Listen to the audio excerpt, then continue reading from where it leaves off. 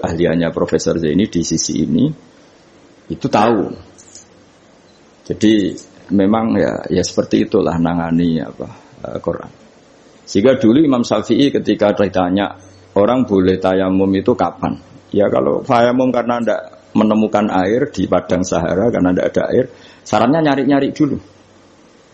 Nyari-nyari air ke sekelilingnya ya. Kalau ada kafilah ya tanya-tanya bawa air enggak, baru kalau enggak menemukan baru tayamum. Ketika ditanya mat dalil ala dalik, lalu dalilnya apa? Imam Syafi'i dengan enteng baca falam tajidumaan, kemudian kamu tidak menemukan air. La yuqalu liman lam yatlub lam yajid wa innama yuqalu lam ya'rif. Di mana-mana tidak menemukan ya sudah mencari, baru namanya tidak menemukan. Bagi yang belum pernah mencari tidak bisa dikatakan tidak menemukan. Jadi itu la yuqalu liman lam yatlub lam yajid. Bagi yang belum pernah mencari namanya tidak menemukan, tapi namanya tidak tahu. Nah, itu contoh-contoh ijtihad Qur'ani ya. Jadi ya lafadznya Quran hanya falam tajidumaan. Tapi namanya tidak menemukan berarti ada sabqit tolab. Mesti dimulai mencari. Ya, terus berikutnya ini ya acak saja. Enggak sampai 7 ya enggak apa-apa, sekenanya aja. Ini kan curhat susahnya nerjemah. Makanya terjemah itu antar orang alim ya beda, bodoh sama alim tambah beda. Cuma yang satu ngawur lah, yang enggak ngerti ngawur itu kalau tidak tahu kok. Ya, halaman 42. Nah, ini yang masalah qiyas. Fannasu wa ingkana khoson lakinnahu yasiru aman. Ya. Nas itu meskipun waqiahnya itu khusus, lakinnahu yasiru aman. Pada akhirnya menjadi umum. Ya. Menjadi umum itu karena mau tidak mau ada kias. Kias itu analog, kenapa? Atau pola. Misalnya gini, yang dicontohkan di sini misalnya Nabi memang hanya ngendikan layak dil qadi wa khutban. Enggak boleh seorang hakim memutuskan hal-hal yang krusial dalam keadaan emosi. Khutban itu emosi yang sangat. Lalu kiasnya apa? Rektor juga enggak boleh dalam keadaan emosi bikin keputusan. Kiai juga enggak boleh, suami juga enggak. Siapapun nggak boleh. Cuma yang sering bikin keputusan otoritatif itu kan qadhi, hakim. Jika Nabi hanya ngendikan al-qadhi. Lalu ulama mengatakan khutban itu kenapa tidak boleh? Karena orang kalau emosi itu akalnya agak mati paras lah gitu.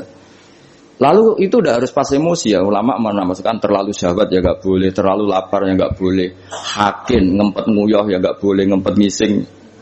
Sehingga kata khutban kemudian diganti fi halatin yasu'u khalquhu fiha. Dalam keadaan yang dia enggak begitu normal. Di antara enggak begitu normal, terlalu syahwat ya enggak boleh, terlalu emosi enggak boleh, terlalu lapar, lalu nahan kencing, nahan BAB dan sebagainya. Itu lafaz itu wan nasu wa in kana khassan nas meskipun khusus yaitu apa Nabi hanya ngendikan khutban, tapi nanti menjadi umum berdasar hukum apa? Qiyas. Nah di sini Pak Ainur Rahim Fakih yang sering kita beda ya. Misalnya ini bukan meng-NO-kan yang Muhammadiyah atau Muhammadiyahkan NO, karena kalau kita ini biasa saja. Orang NO ya pasti Muhammadiyah karena umat Kanjeng Nabi Muhammad sallallahu alaihi wasallam. Orang Muhammadiyah ya pasti dengar NO lah karena gerakannya ulama. Masa tidak mendengar ulama. Tapi setelah jadi ormas ini jadi yang NO tidak Muhammadiyah, Muhammadiyah tidak NO. Misalnya kamu NO ditanya Allah, akun tamin ummati Muhammad, ya naam. Itu bahasa Arab ummati Muhammad itu. Muhammad tak kok iki anut sapa ya anut ulama. Jadi tapi wong nganggur geger sebenarnya. Nah kita termasuk yang enggak nganggur jadi rapati geger. Saya beri contoh. Nabi itu ketika habis sholat itu akbala aliyah Nabi wajih langsung berputar menghadap ke kita. Jadi kalau di Indonesia langsung menghadap ke timur. Itu ada yang mempraktekkan dan itu bagus. Sudah semua teks hadis seperti itu. Tapi di beberapa hadis itu insorofaan yamini, kadang insorofaan simali. Karena begini, Nabi itu kalau sholat itu orang yang dari 7 kilo, 8 kilo semuanya lari. Kepengen makmum Kanjeng Nabi. Sehingga kalau makmum Nabi ini bahaya ketika itu asal rawuh. Alhamdulillah. Memang janjian rawuh.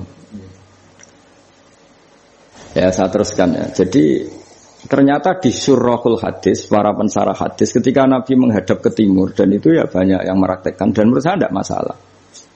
Itu karena Nabi tidak ingin orang yang datang terlambat, kalau dalam bahasa fikih disebut masbuk, itu Nabi ngira fi sholatin, padahal hakikatnya sudah tidak sholat. Jadi andaikan Nabi tetap menghadap ke barat, misalnya di Indonesia, dengan posisi duduk yang sama, maka yang datang terlambat langsung usolli fardhu zuhri makmuman, dengan arti makmum ke Nabi terus duduk. Nah kalau dia makmum padahal Nabi nyatanya sudah selesai, itu sholatnya tidak sah karena menggantungkan sholat atau iktimam dengan orang yang sudah tidak sholat.